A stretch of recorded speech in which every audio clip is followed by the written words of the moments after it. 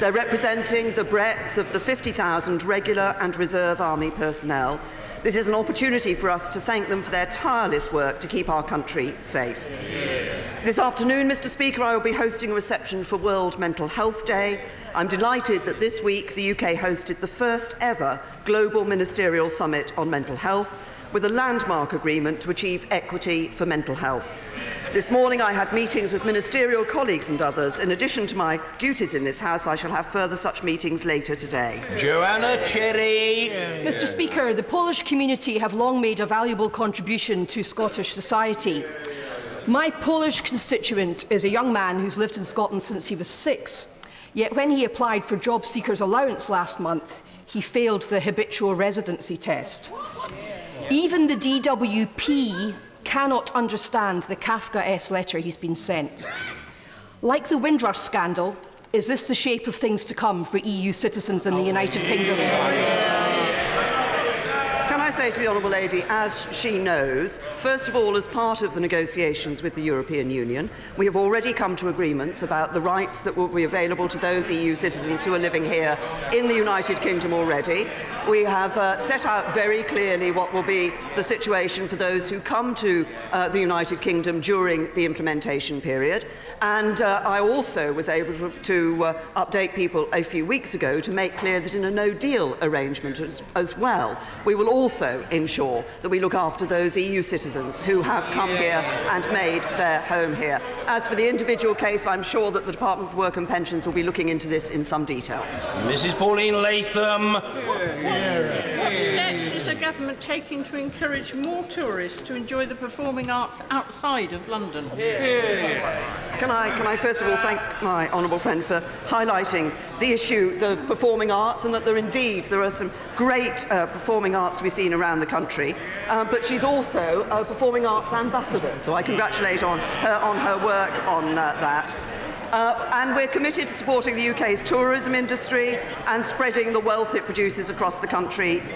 We set out in our tourism action plan. But we are providing funding for the performing arts throughout the country. That includes investing £78 million in a new theatre and arts complex, the Factory, which is a home for Manchester International Festival. That will encourage international collaborations, investment and visitors, and £5 million in the redevelopment of Colston Hall, the South West's major concert venue, to make it fit for the 21st century. Performing arts being encouraged around the whole country. Jeremy Corbyn. Thank you, Mr. Speaker. I'm sure the whole House will join me in expressing our deepest sympathies to the people of Sulawesi in Indonesia following the earthquake and tsunami in which 1,500 people have died. We obviously wish them well on their rebuilding of their communities, and could we also take this opportunity to thank all those officers and ratings from the Royal Navy who did so much to help during the emergency at that time. Mr. Speaker, today is World Mental Health Day. And today, there are 5,000 fewer mental health nurses than there were in 2010. The Prime Minister said last week that austerity is over. When will austerity be over for the mental health services? First of all, can I join the right honourable gentleman in expressing our condolences to those who were affected and our thoughts with all those who were affected by what happened in Indonesia. I'm pleased to say that obviously the Department for International Development was able to respond to that. I understand that the DEC appeal is now up to £10 million as well, and as the right honourable gentleman said, obviously we were able to put support in kind in through the support that was available from our armed forces and indeed from others, and I commend all those who have been working so hard in that area. Now, he raises the issue of mental health, and I'm pleased he's raised the issue of mental health, because this is a government that is actually ensuring that mental health is given the attention that it needs.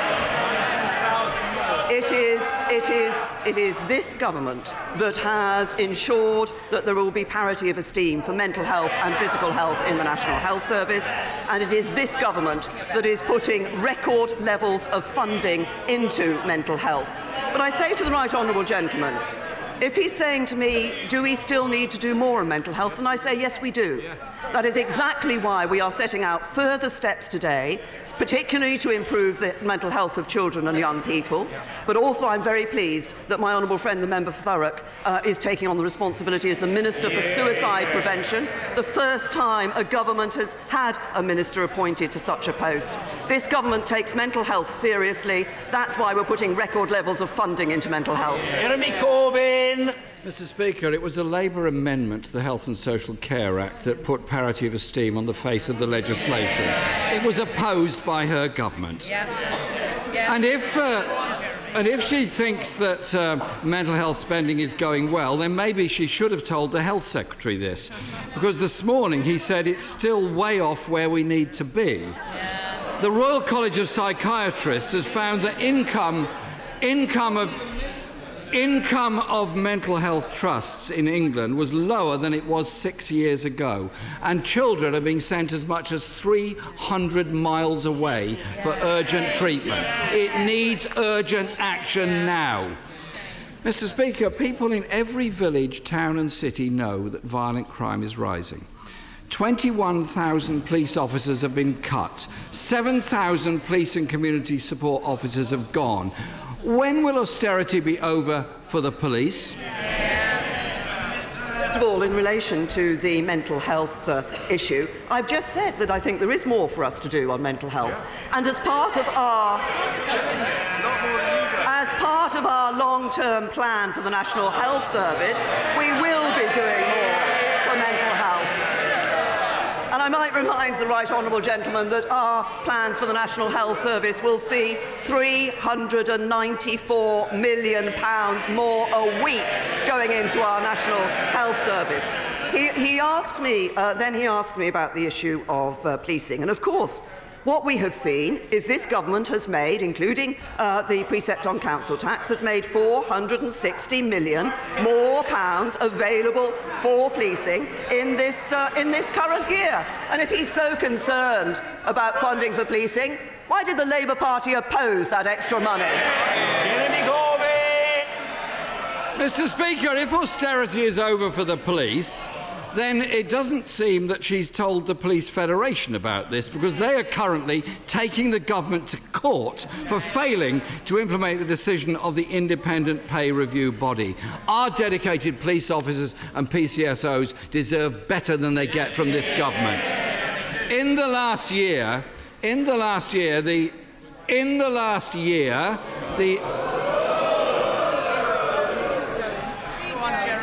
thank you, Mr. Speaker. In the last year, the Education Secretary has been rebuked 4 times by the Statistics Watchdog for making false claims about education funding. I know the Prime Minister is a stickler for accuracy, so given her commitment to ending austerity, can she confirm that austerity is now over for all teachers who will receive the independently recommended 3.5% pay rise? Can I say to the right honourable gentleman that as regards the issue of policing, and he talked about the Police Pay Award, in fact this award does represent the highest consolidated pay award since 2010. Now he then goes on to talk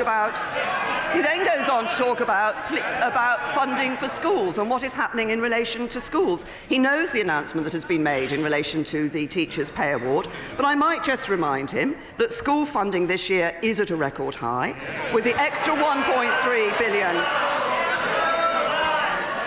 With the extra £1.3 billion we've put in this year and next, per pupil funding is being protected in real terms.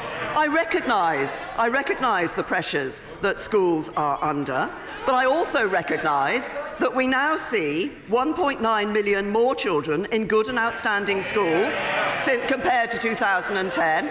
And part of that is because of the reforms we've put forward into education, including the free schools and academies, which the Labour Party would abolish. Jeremy Corbyn. Speaker, the reality is that over half of teachers are getting another real terms pay cut next year. They've been subject to 8 years of pay freezes and pay rises capped below inflation. It's no wonder There's a chronic shortage of teachers, and the government has again failed to hit its recruitment target for new teachers. Yeah. The Conservative leader of Northamptonshire said, and I quote, they couldn't cope with the levels of cuts. The Conservative leader of Somerset says, I feel abandoned. There are no solutions coming. So will the Prime Minister listen to her own council leaders and end austerity as she promised last week? Well, can I say to the right honourable gentleman, first of all, in relation to teachers in our schools. In fact, there are more teachers in our schools now, and we see more people applying to be teachers. And I recognise the very hard work that our teachers put in and day out, and the good results that our children are getting are a result of their hard work and the hard work of their teachers. He refers to Northamptonshire County Council. Of course, the independent inspection was clear that failures at the council were not due to a lack of funding. We have backed councils. We have backed councils in England. Between 2015 and 2020, £200 billion are available to deliver the local services that their communities want to see. So we're going to see an increase of £1.3 billion in the money available to councils over the next 2 years.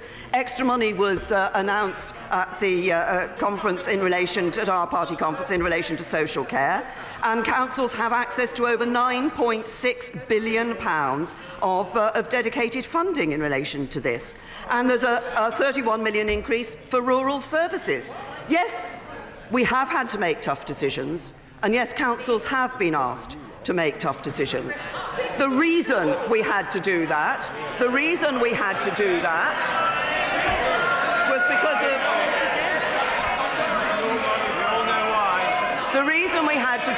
was because of the state of the public finances and the economy we were left by the Labour government.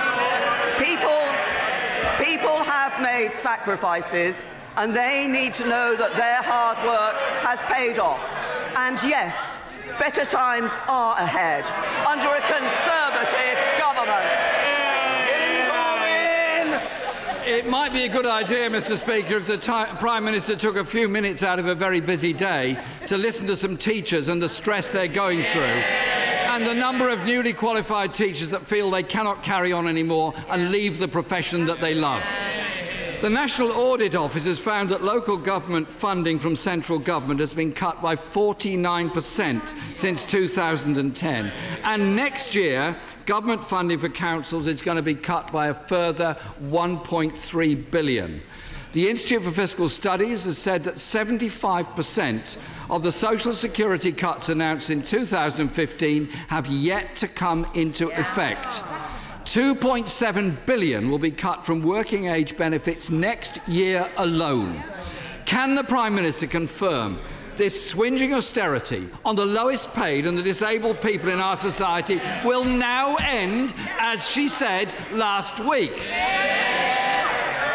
Can I say to the right honourable gentleman that what we see in the changes that we're putting forward in relation to welfare reform is encouraging people into work and making sure that when they get into work, work pays.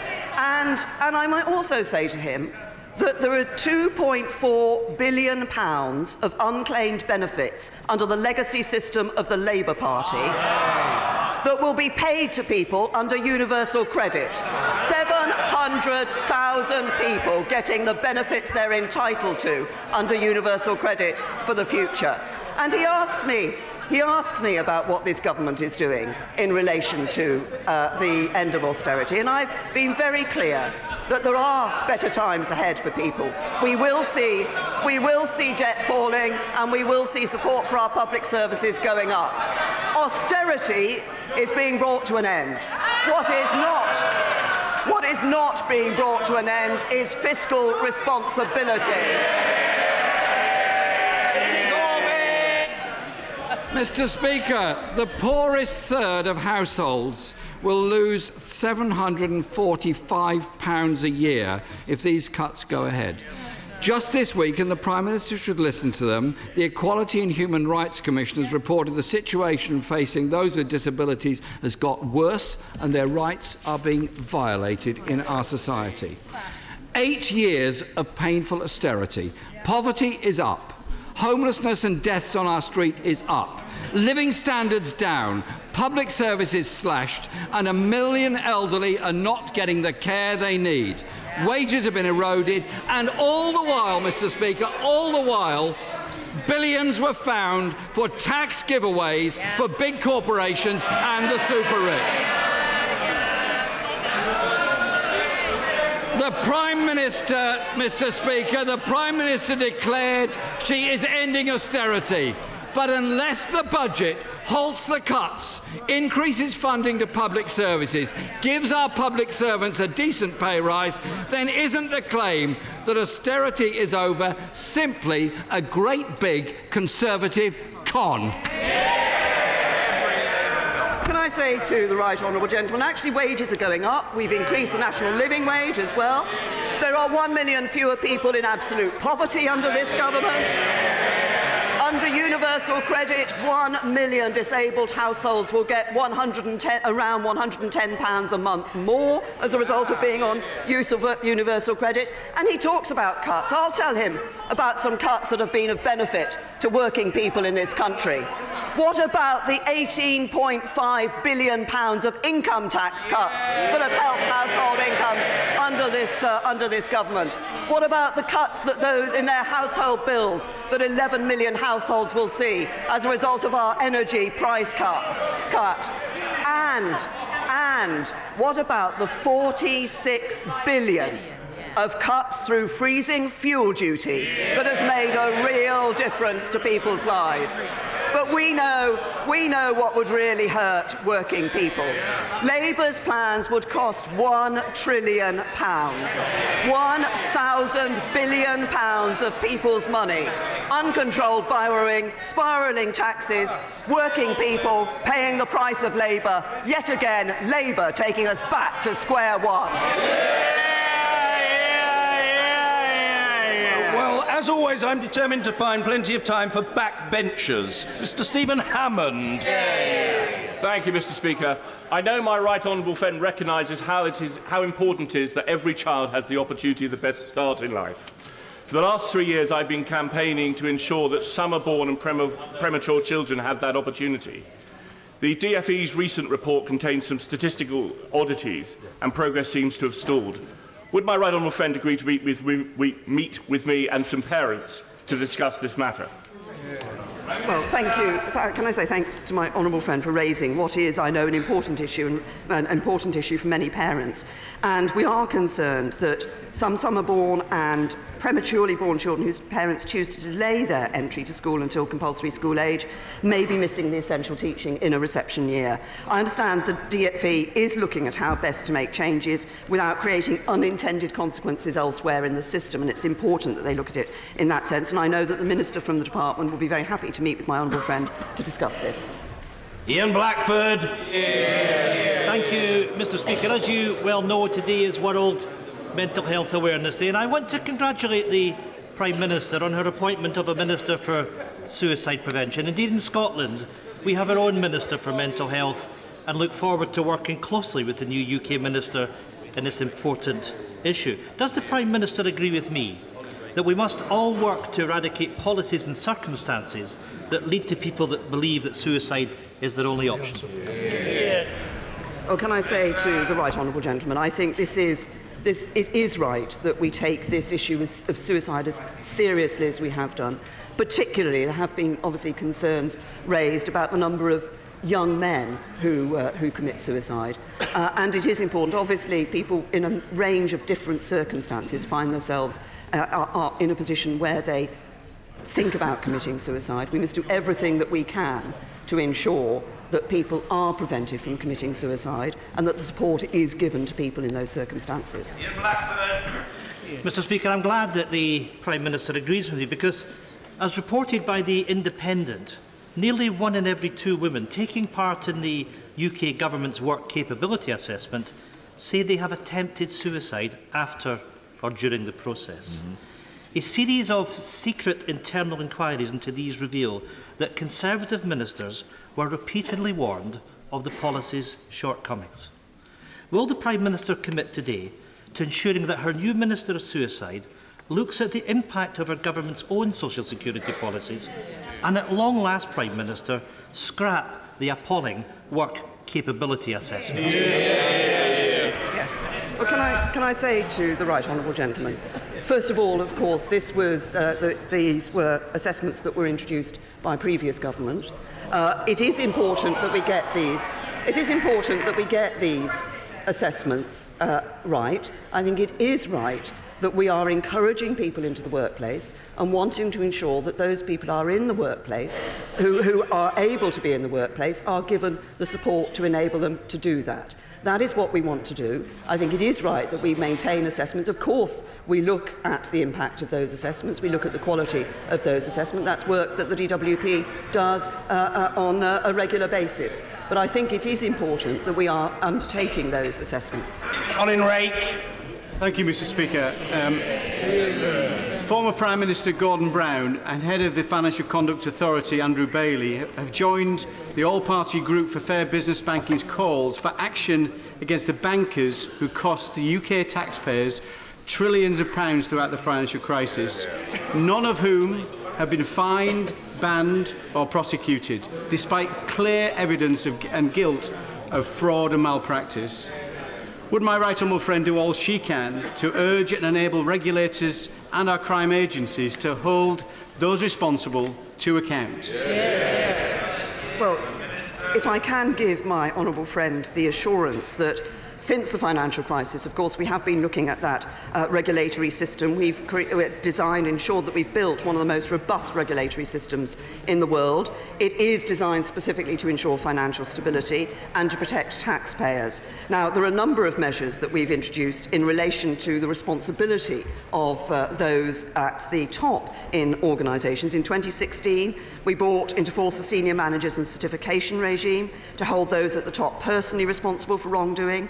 Legislation was also introduced alongside this regime, which ensures bosses whose reckless misconduct causes their institution to fail face up to 7 years in prison. And while, of course, these reforms are very recent and it will take further time before we see the full impact of these reforms, I can say that last year we did see the FCA issuing total fines of £229 million against individuals and firms who'd broken FCA's rules. But if I can reassure my honourable friend that we will, of course, continue to remain focused on ensuring that we do build a fair and more balanced banking system and looking, if there is more that needs to be done, at what we should be doing. Thank you, Mr. Speaker. Does the Prime Minister agree with her Work and Pensions Secretary that half of lone parents and around two-thirds of working-age couples with children under universal credit will lose the equivalent of £2,400 a year?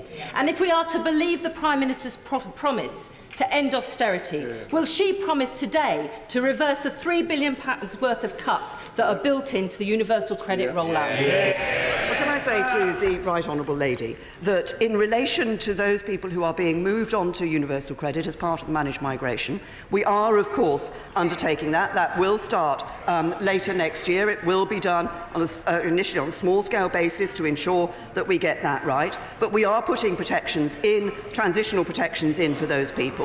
So people who are moved onto universal credit as part of that process will not see any reduction in there. They will be protected. Peter Aldous. Thank you very much, Mr. Speaker. Last week, Access Community Trust, working in conjunction with other Lowestoft voluntary groups and Waveney District Council, launched the Thin Ice Project, which will provide emergency accommodation for the homeless, not just during the period of below zero nighttime temperatures, but for the whole winter period from 1st November to 28th February. On World Homeless Day, will the Prime Minister build on the rough sleeping strategy and provide a long-term funding system so that charities such as Access Community Trust and St Mungo's can put in place bespoke initiatives that prevent homelessness before anyone actually has to sleep rough? Well, my honourable friend is absolutely right to raise this issue because we don't want to see anybody having to sleep on the streets. That's why we have committed to ensuring that we end rough sleeping by 2027, halve it by 2022. It's why we're supporting various projects around the country to do this. I recognise the point that he makes about the local authorities, their involvement in this, their need to build capacity and capability in their teams to ensure that they're able to deal with this, and the role that the voluntary sector can play in this as well. We're investing over £3 million a year with the voluntary sector groups to train and advise local authority teams to be able to address these issues. We want to ensure that rough sleeping becomes a thing of the past. Mr. Alistair Carmichael.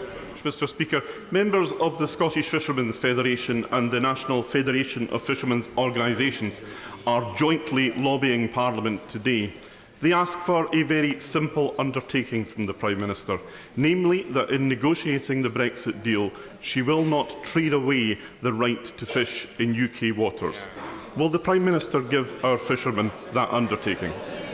Well, can I say to the right honourable gentleman, I absolutely recognise the importance of the fishing industry, which it plays across the UK, but particularly in Scotland. And can I reassure him that as we're going through these negotiations, we've been very clear that once the EU rules no longer apply to the United Kingdom, we will be an independent coastal state, and we will be making those decisions. We will be controlling access to our own waters, and we will be seeking to gain a fairer share of quotas. Henry Smith. Mr. Speaker, in 2005, the then Labour government closed accident and emergency at Crawley Hospital.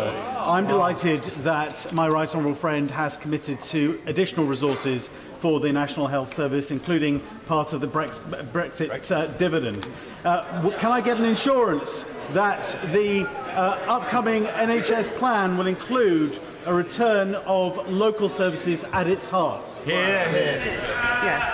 Can I say to my honourable friend that absolutely I can give that assurance. Obviously, the long-term plan for the National Health Service is being developed by the National Health Service in conjunction with clinicians and people at a local level. But it's absolutely clear that we need to ensure that we recognise the importance that those community services provide. And as my honourable friend says, it is this government that is not only putting in place a long-term plan to support the National Health Service, but also that longer-term funding for the National Health Service, which will see the biggest cash boost ever in the history of the National Health Service. Jim McMahon. Thank you, Mr. Speaker. Modern slavery is a scourge on our society, affecting thousands of victims, including Jan, who was living in an attic in Oldham and forced to work without any pay by his gangmasters for 6 years. Will the PM join me in congratulating the work of businesses like the Co-op Group, who offer paid work placements to help victims rebuild their lives? But can the Prime Minister also explain why then it's taken the government 5 months to get round to recruiting the anti-slavery commissioner's post? Can I say to the honourable gentleman that I think, as he will know, modern slavery is an issue which I have taken a particular interest in and worked on particularly, and I'm proud of the impact that our Modern Slavery Act is having. But sadly, we do see people being effectively enslaved, continuing to be effectively enslaved in this country. We're seeing more cases where people are being prosecuted, the criminals are being prosecuted, but we do need to ensure that the support is available. I certainly commend I think it was the Co-op that he referenced, and other businesses who are working to help people who've been the victims of modern slavery. My right honourable friend, the International Development Secretary, tells me that when she chaired a session at UNGA in relation to modern slavery, this question of the role of the private sector was one that was particularly given a prominence, and we will continue to do all we can to ensure we're dealing with the issue of modern slavery. Mr. Kenneth Clark. Mr. Speaker, it's obvious that the biggest task facing the Prime Minister this winter is firstly to obtain a compromise agreement with the other 27 European governments on the terms of our withdrawal, and then to win the approval of this House, a majority in this House, for that same agreement or something like it in a meaningful vote on the terms of our departure. Does she equally accept that the maths makes it obvious that that majority can only be obtained if the agreement retains the support of the pro-European Conservative backbenchers in this House and also wins the support of a significant number of Labour backbenchers, pro-European backbenchers, on the other side of the House, which would reveal that the hardline Eurosceptic views of the Bennites on the Labour front bench and the right-wing nationalists in our party are a minority in this Parliament? Will she therefore proceed courageously on that basis in the formidable task that lies ahead of her?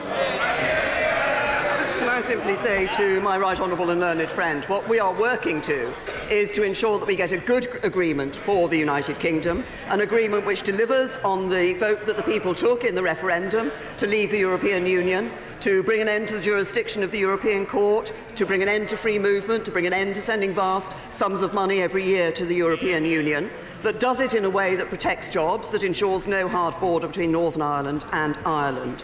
I would hope that when we come back, we're working for that deal. When we come back with a deal, I would hope that everybody across this whole House will put the national interest first, that everybody across this whole House will look not only at a good deal for the future of the United Kingdom, but will also remember that having given the decision as to whether we stay in the European Union or not to the British people having voted to leave, it is our duty to ensure that we leave. Your grant! Thank you, Mr. Speaker. Yesterday we marked the start of Baby Loss Awareness Week. Oliver Gill was 24 weeks old when he lost his life to cancer on Christmas Day 2010. Since then, his parents Andy and Jennifer, through the charity Love Oliver, have raised well in excess of £500,000 to fund research into childhood cancers and to provide much needed emotional and practical support for families affected by these terrible illnesses. The Prime Minister will know, having met them in 2016, what a remarkable couple they are. Will she join with me today in thanking them for all that they have done and continue to do? Can I say to the honourable gentleman, it's very good of him to raise this issue. And also, I would like to pay tribute to other members across this House who have put a clear emphasis on this issue and ensured that in Baby Loss Awareness Week and outside Baby Loss Awareness Week, we recognise the tragedies that sadly take place, and the circumstances for too many families in this country. And I'm very happy to pay tribute to his constituents and the amazing work that they have done in raising the funds that he has referred to. This is something we don't want to see anybody having to face and having to deal with, but that out of such a terrible tragedy has come the good of that fundraising which can help others. I hope that his constituents are proud of what they've done. James Heapy. Thank you, Mr. Speaker. In Somerset, we've been working for years to pay down the huge debts left by the Lib Dems when they last ran out of rule, meaning many essential services are now having their funding withdrawn. Will the Prime Minister meet with me and Somerset colleagues to discuss this challenge, and will she look favourably on our bid to fully retain business rates from April 2019? Can I say to my honourable friend that obviously I understand that the issue around the business rates and the bids that he's referred to from Somerset and others are being currently looked at and being assessed, and a decision will be announced alongside the local government finance settlement later this year. I'm sure that the Minister in MHCLG will be willing to meet with my honourable friend and others to discuss this further. I can say to my honourable friend that I have already received representations from a Somerset Member of Parliament on this particular issue, and I think it's. But I'm sure MHCLG ministers will be happy to sit down and discuss the details with my honourable friend. Mr. Speaker, in 2010, the national debt after the crisis of the banks stood at £768 billion. Now that the Tories have been in 10 years, albeit 5 years with the wishy-washy Liberals, can the Prime Minister tell the House what the debt is today? Well, can I say to the honourable gentleman, he raises the issue of debt, and it's an important issue to raise. What this government is doing is seeing that we will actually, doesn't need to ask me the question if he's got the figure already. What this government is doing is ensuring that debt is going to fall. And what we crucially have seen is a reduction in our deficit of 3/4 under this Conservative government. But the honourable gentleman shouldn't look quite so pleased with himself when he starts to think about what a Labour government would do to our debt in the future, which is take us back to that. James Gray. Mr. Speaker, the 120 soldiers who will march into the north door of Westminster Hall straight after PMQs are actually representing the 3,000 who are currently deployed in 28 different countries around the world. And I'm delighted the Prime Minister, and I hope colleagues from across the House and staff from around the Palace will be there to welcome them and to thank them for all they do. But will they also at that time remember two lots of people? First, the families without whose support their deployment would not be possible. Second, those who are returning from overseas injured both mentally and physically. And thirdly, those comrades who will never return. Well, can I say to my honourable friend that he puts his point extremely well. Of course, we are proud of everything that our servicemen and women do, and we will be pleased, I and other members of this House will be pleased to welcome those servicemen and women and to give that thanks to them in the way that we can here in this House. But he is absolutely right. We should never forget the families of those servicemen and women, and we should ensure that we are supporting those families. We should also recognise the importance of supporting those who do return with injuries. Some of those injuries, of course, physical and some mental. And ensuring that we recognise both physical and mental injuries is important. And we should never forget those who have laid down their lives for our freedom and for our security. Thank you. I'm sure the whole House will have been horrified at the sight of mothers feeding their chicks with plastic to death because of the tons of waste that we pump into our oceans every day. We must take urgent action on this. But our waste system is broken. Will the Prime Minister commit today to working with me to stop this tide? I say to the Honourable Lady, she's raised a very important issue. This question of plastics is one which the government is taking extremely seriously, as she will know. We have measures in our 25-year environment plan in relation to elimination, a pledge to eliminate all avoidable plastic waste, microbeads and straws, for example. There are shortcomings in the current regulations around plastic recycling and how we incentivise better design of packaging and material choices, and we'll be consulting later this year on our proposals. And of course, we will look at any ideas that come from members of this House as to how we can ensure that we are dealing with this scourge of plastic. Taunton Dean has just won an award for her commendable work on speech and language services, so she should be a celebrated denizen of the House. Rebecca Powell.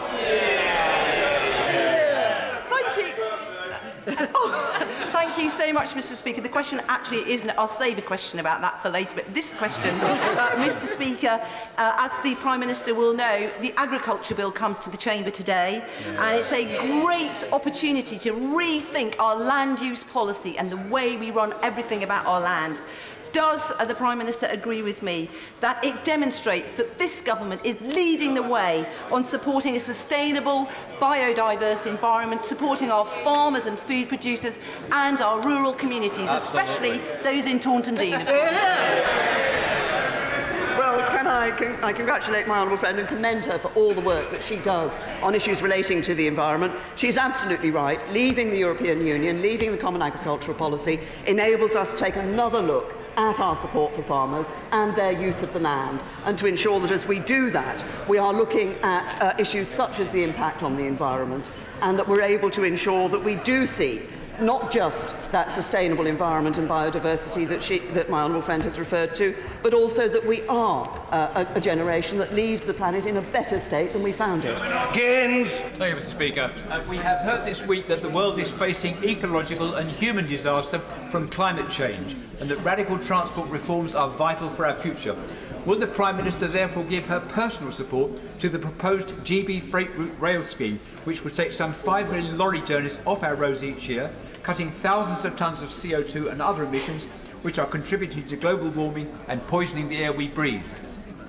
Well, can I say to the honourable gentleman that he makes a very important point about the need for us to ensure that we're getting freight off our roads and onto the railways. There are real benefits for doing that, both for the environment but also in relation to congestion. And of course we are investing more money in the strategic freight network. I will have to look into the specific proposal that he has raised, but I can assure him that the principle of ensuring that we're encouraging freight onto our rail and off our roads is a good one. Thank you, Mr. Speaker. And the House will have heard the Japanese Prime Minister say that Britain would be welcomed into the TPP with open arms. Does the Prime Minister agree that post-Brexit it would be wonderful if our country could meet Japan's embrace? Can I say to my honourable friend that I was obviously I've spoken to the Japanese Prime Minister about this issue, as I have spoken to other Prime Ministers of countries involved in the CPTPP. I'm very pleased that they want to welcome us into that trade agreement with open arms, and we stand ready to do exactly that. It was Karen Buck. Thank you, Mr. Speaker. Last week, a judge was unable to make a secure accommodation order for a young man involved in gangs with psychiatric problems and at serious risk of harm. The judge said an opportunity to help him and keep him safe was lost. Like many colleagues, I am dismayed, frustrated and outraged, and deeply worried that we will have blood on our hands.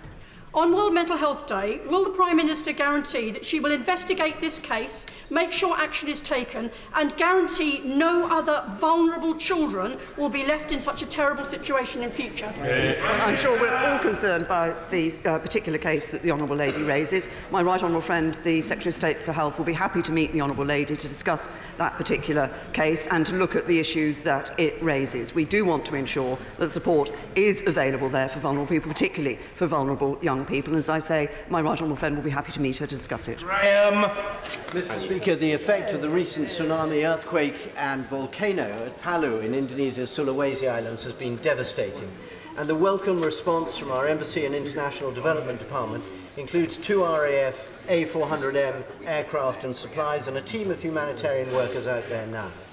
Teman yang membantu saat dibutuhkan adalah teman sebenarnya. A friend in need is a friend indeed. Would my right honourable friend join me in sending our condolences to President Jokowi, our thanks to British citizens and JCB for their help, and would she encourage DFID to do even more, including matching the funding from the DEC Indonesia tsunami appeal? Can I say to my honourable friend that he has raised, again, this very important issue which was referred to by the Leader of the Opposition earlier on. And of course our condolences go to all those who have lost loved ones in this terrible disaster that has taken place, and to those who have been affected in whatever way by this disaster. We commend all those who've been working there to bring support, to bring aid, to bring help to those who are affected, and recognise the significant contribution that has been made by British volunteers, British companies and by our armed forces. And the Department for International Development has already made some commitments in relation to the matching funding of the money that DEC is raising, but will of course be continuing to look at what support it can give. Thank you, Mr. Speaker. Will the Prime Minister please update the House on progress made to appoint an independent panel members for the inquiry as agreed with, among others, the Muslim Council of Britain on Islamophobia in the Conservative Party? Can I say to the Honourable Lady that issues relating to any particular concerns or allegations that have been raised in the Conservative Party are properly investigated, are properly considered. We've done that through our new code of conduct that we have introduced. Every complaint that's been made is being or has been investigated, and appropriate action has been taken, including, in some cases, suspending and expelling members. But we're also taking some further steps. We're working in conjunction with Tal Mama, making diversity training more widely available and improving how local associations deal with complaints. There should be no place in this country for discrimination, and it is right that as a political party we are working to ensure that we take action when there are any complaints that are made about those within our party. Thank you very much indeed, Mr. Speaker. In March, colleagues and I met with the Prime Minister to discuss sleep-in shifts, and I thank her very much for her focus. And I appreciate that ministers are still in discussion since the Court of Appeal have ruled to not uphold the Unison case. But in the absence of clarity, some local authorities are now reverting back to paying the single through the night rate, whereas we have rightly said that people should be paid national minimum wage. Please could I ask the Prime Minister and the ministers to really tackle this as urgently as possible? Also, I'm not sure that HMRC are interpreting the Court of Appeal's ruling either. Can I say to my honourable friend, she's obviously raised an important issue which she and others have raised on a number of occasions across in this House previously. Secretary of Estate for Health and Social Care is looking urgently at this issue, but there is a case before, as I understand it, going to the Supreme Court in relation to this matter, and of course we will have to consider any outcome that comes out of court proceedings. Chris Bryant. In a few minutes' time, 57 members of all political parties will be launching an important new report on acquired brain injury. This is a hidden epidemic which affects more than 1.3 million people in our country. On average, every single primary school class in this country will have at least one child who has a brain injury in it, sometimes unaware. The good news is that if we get good rehabilitation to every single person, we can actually save the NHS £5 billion a year. So I asked the Prime Minister, will she meet with me and others involved in the group? And I do mean her. Because whilst I understand that she often wants other ministers to meet on her behalf, and she's very busy, this actually affects our prisons, our schools, our armed forces, the whole of government. We can save lives, we can give people better quality of life, but we can only do it if we join the dots up. Can I say to the right honourable gentleman that he speaks with passion about this issue, and rightly this is an important issue, and it is one which I will ensure that he is able to bring that information appropriately to ministers. This is, but what I would say to him is he makes a point which covers not just this issue but other issues in government too, which is where my right honourable friend, the Chancellor of the Duchy of Lancaster, is working to ensure that across issues like this we do see that joined up nature between government departments to ensure that the right action is being taken. Entering from a sedentary position, meet with you. It seems to be his preferred mantra of the day, and doubtless it will now be recorded in the official report. Mr. Charlie Elphick.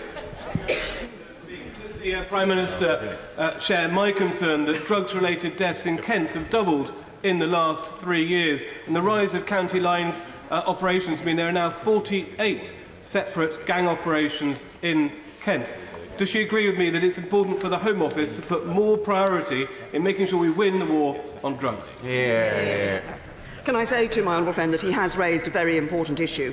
I understand that a new coordination centre is being set up to ensure that the work which the National Crime Agency has been leading in relation to county lines, that we do see that proper integration of work between the NCA and between the forces that are involved. I'm pleased to say that we saw very recently a case in, I think it was Birmingham, where an individual was sentenced to 14 years imprisonment for having effectively enslaved 3 children on this, to sell drugs for them as part of this county lines approach that is being taken, and pleaded guilty to that modern slavery. But we recognise this has been a growing problem and the Home Office is taking action. Finally, James Press. Mr. Speaker, nearly 70% of all children excluded from school have special educational needs or a disability, and a fifth of all children excluded are done so with the reason cited for their exclusion as other.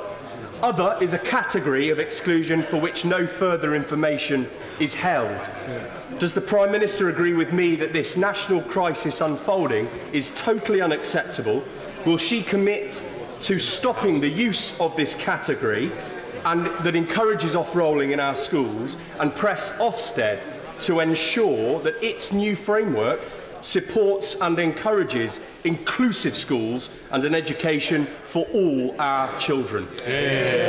What we want to ensure is that for every child they're in the right school setting that is going to be right for them. For many those children with special educational needs, it will be a mainstream school. For others, it will be in a special school. I recognise the point that the honourable gentleman is making about exclusion. We do have a concern about exclusions, which is why a review of exclusions is being undertaken, led by my former colleague in this House, the former member for Crewe and Nantwich, who, as Children's Minister, has took a particular interest in this area, and we will look carefully at the result of that review. Thank you, Prime Minister. Colleagues, a veritable foray of attempted points of order. I'm saving the honourable gentleman up. I always say it would be a pity to squander him at too early a stage of our proceedings. A point of order, Tracy Brabin. It's regarding the Prime Minister, Mr. Speaker. The Prime Minister, in an answer to her question regarding school funding, repeated the 1.9 million children who are in good or outstanding schools, which only this week has been proven after investigation by the Shadow Minister of Education to be not necessarily the full truth, truth when there are more children in schools, and the Office of National Statistics has proven this not to be true? Could you advise me, Mr. Speaker? Well, I'm very grateful to the honourable lady for her perspicacity and her fleetness of foot in raising this matter immediately after Prime Minister's questions. As the House will know, I have many roles here, but they do not include that of Truth Commissioner. I am not the Truth Commissioner. Each member is responsible for the accuracy of what he or she says in the House, and if a member, including a minister, thinks that he or she has erred, it is that member's responsibility to correct the record. Meanwhile, the honourable lady has put her thoughts on the record, and she will have to content herself for now with that. Well, the day wouldn't be complete without a point of order from Mr. Peter Bone. Thank you, sir. Unusually in Prime Minister's questions, or at any time in the House, an honourable member held up a placard with a slogan on it. What was coincidental was, I understand above me, there was a photographer, which I'm sure you'd given permission to, taking photographs. I wonder, sir, whether you would investigate that coincidence. Yeah, no, what I can say to the honourable gentleman is that that is a coincidence. That is the House photographer who was working in the gallery. I did not note of what the House photographer took pictures. More particularly, as the honourable gentleman has raised a perfectly proper point, I would say that the chair has to judge in the circumstances of the time whether it is best to intervene or simply to allow matters to proceed. I felt that the honourable gentleman the member for Blythe Valley might, as it were, luxuriate in the lather of further attention if I had commented on the matter. He was behaving in a mildly disorderly manner. As he knows, I'm a little concerned that his propensity to consume very hot curry might be encouraging him in this somewhat untoward behaviour, from which I hope, you know, when he gets a bit older, he's only a new member, when he gets a bit older, I hope he might desist. We'll leave it there for now. But I'm sure that the honourable gentleman, who regards his colleagues highly and regards those who work in the service of the House highly, wouldn't cast aspersions on the integrity of a House officer. And as it happens, a superb photographer. We'll leave it there for now. Oh, Mr. Campbell, you must compose yourself. It's an early stage in our proceedings. If there are no further points of order, we come now to the presentation of Bill, the honourable gentleman who's beetled away. Oh, there he is. He's still here. Very good. Presentation of Bill Tim Farron.